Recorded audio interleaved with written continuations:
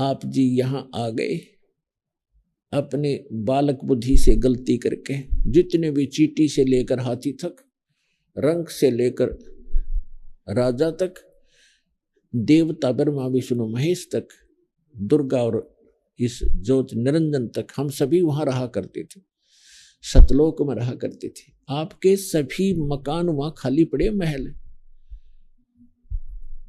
आपने यहां तो आप प्रत्येक प्राणी चाहता है कि बड़ी कोठी हो, जिसको भी जरा सी कोई पोस्ट मिल जाती है या जिसके पास कोई पैसे अपने पेट के निर्वाह से ज्यादा हो जाते हैं, तो उसकी वृत्ति क्या होती है, बढ़िया कोठी बनाऊं, चारों तरफ पार्क हो, आगे बाग बगीचे हो, उसमें झरने बह रहे हो, झूले डाल रखे हो। आपने देखा ये नकली सुख यहाँ ट्राई करते हैं बनाने की, कोई छोटा मोटा अच्छी पोस्ट हो उसके कोठी में, कि तो झूला लग रहा है, कि तो छोटे मोटे फुहारे लग रहे हैं, कोई पार्क बना रखा है।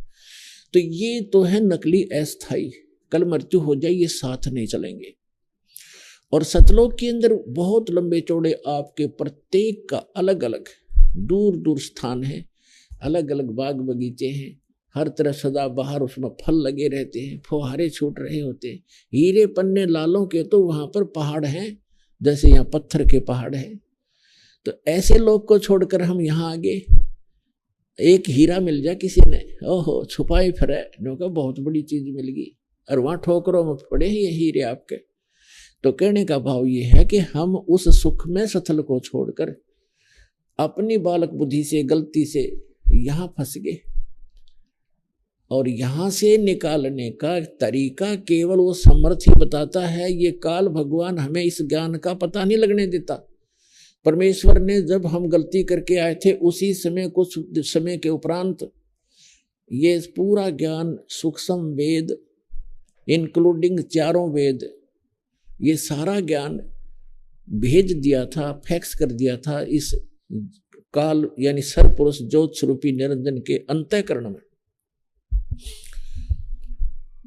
और इसने जब अपने आप, जैसे किसी को उल्टी गिरती है उसके बस की बात नहीं रोक ले, जैसे छींक आती है तो छींकों को रोक नहीं सकता कोई, तो इसी प्रकार परमात्मा ने ऐसी व्यवस्था करके इसके शरीर में भेज दिया। कुछ समय के बाद इसने ऐसी छींक आई और एकदम ये चारों वेद बाहर आ गए, समुद्र के ऊपर गिर गए, एक सुंदर सुसज्जित ट्रे के ऊपर। इसने ये चारों वेद उठाए, एक ही वेद था ये, इसने उसको पढ़ा, फिर इसने देखा कि इसके अंदर उस परमात्मा की पूरी जानकारी है, उस सतलोक की जानकारी है, वहां की व्यवस्था की जानकारी है, और मेरे अंतर्गत जितने प्राणी हैं इनको वो पता लग गया थे, सब भाग जाएंगे, और तेरे को श्राप लगा, इसको श्राप लगा है इसकी गलती से 1 लाख मानव शरीरधारी प्राणियों का नियत आहार करने का। तो इसको इस उद्देश्य से इसने उस सूक्ष्म वेद का वो पार्ट, वो अंग उसको निकाल दिया उसमें से, जिसमें उस लोक की जानकारी और उस भक्ति की विधि थी, वो थी भले ही कोड वर्ड्स में। तो इसने वो बिल्कुल जानकारी समाप्त कर दी, और वो वेद रख जरूर दिए, क्योंकि यहाँ के इसको भी चाहिए थे, इसके ऋषि मुनियों को इसमें जख मारने के लिए वो रख दिए, जिसमें कोई मोक्ष मार्ग नहीं है, ज्ञान अवश्य है चारों वेदों में। और मंत्र अपने अपने सत्र का छोड़ दिया, ओम मंत्र छोड़ दिया, बाकी खत्म कर दिया। तो जिस कारण से इस कंप्लीट स्पिरिचुअल नॉलेज को, यानी सारे दातम ज्ञान को, और कंप्लीट मेथड ऑफ वर्शिप को, वे ऑफ वर्शिप को, कंप्लीट कोर्स, पूर्ण ये मोक्ष भक्ति मोक्ष मार्ग को, मोक्ष विधि को, और संपूर्ण कर्मों की जानकारी देने के लिए, इन सब को बताने के लिए वो परमेश्वर स्वयं आता, उस अक्षति को पूर्ति करने के लिए। और जो आज हम सत्संग सुन रहे हैं, ये उसी उपलक्ष्य में है कि वो परमात्मा आज से लगभग 600 वर्ष पूर्व सन 1398 में वो परमात्मा सतलोक से अपने निज स्थान से सुखमय स्थान को छोड़कर अपनी आत्माओं के लिए, आपके लिए भटक रहे हैं भगवान। वहां से चलकर यहाँ भारतवर्ष की काशी शहर में, भारतवर्ष की नगरी काशी में एक लहर तारा नामक तालाब के अंदर एक कमल के फूल के ऊपर आकर विराजमान हो गए सतलोक से चलकर।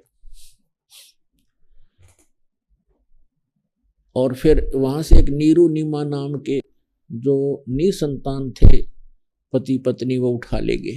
परमात्मा की परवरिश की लीला उन्हीं के माध्यम से हुई। और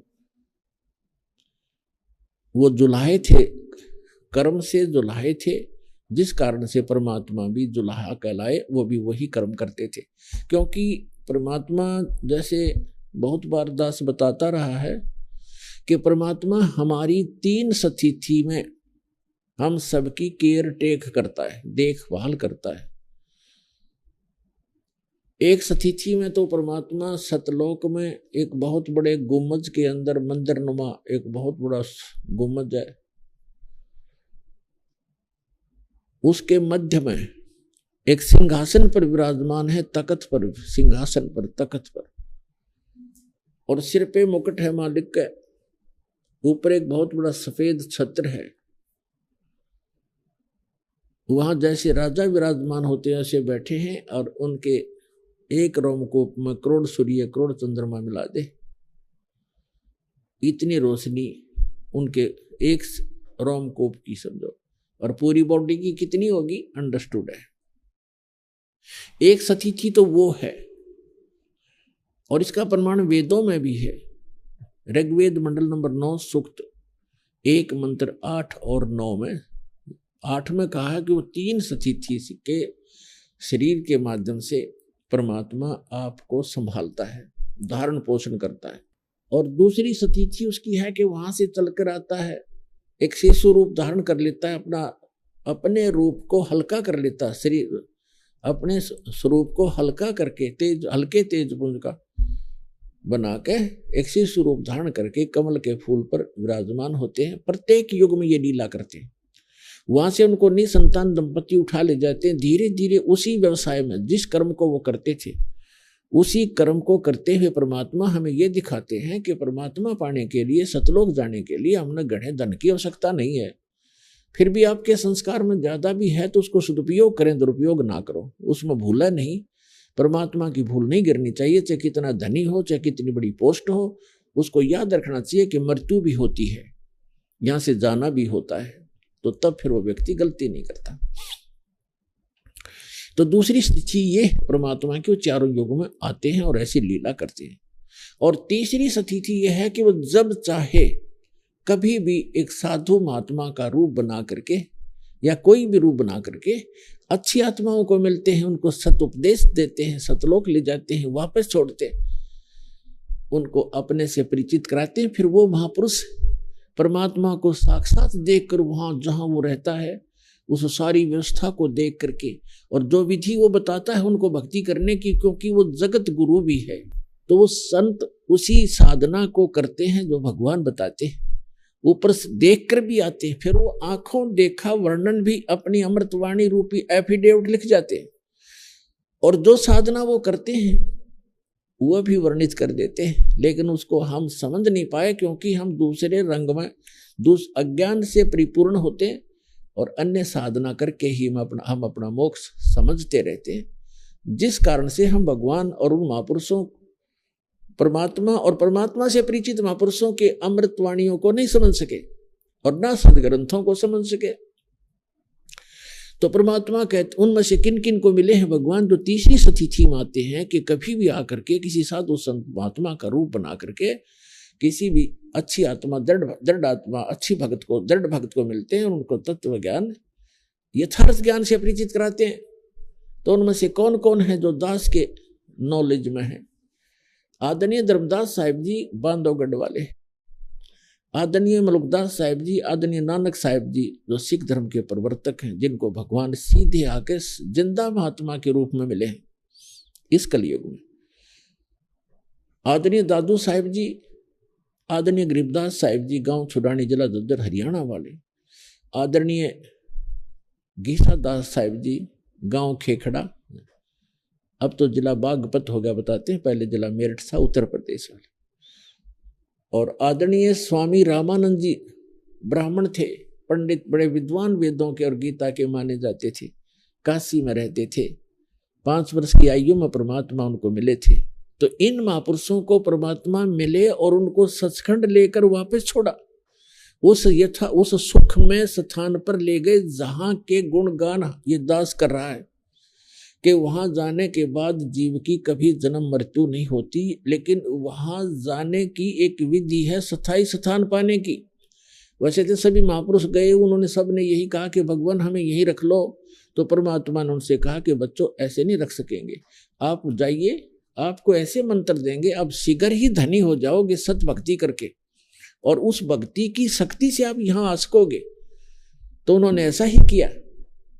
भक्ति की जो यथार्थ भगवान ने बताई थी, और सतलोक चले गए, अपना आंखों देखा जो भी विवरण था, जो साधना उन्होंने की, जो सतखंड जैसा है वहां ऐसी स्थिति है, वो अपनी अमृत वाणी में उन्होंने बोल बोल के लिखवा दी।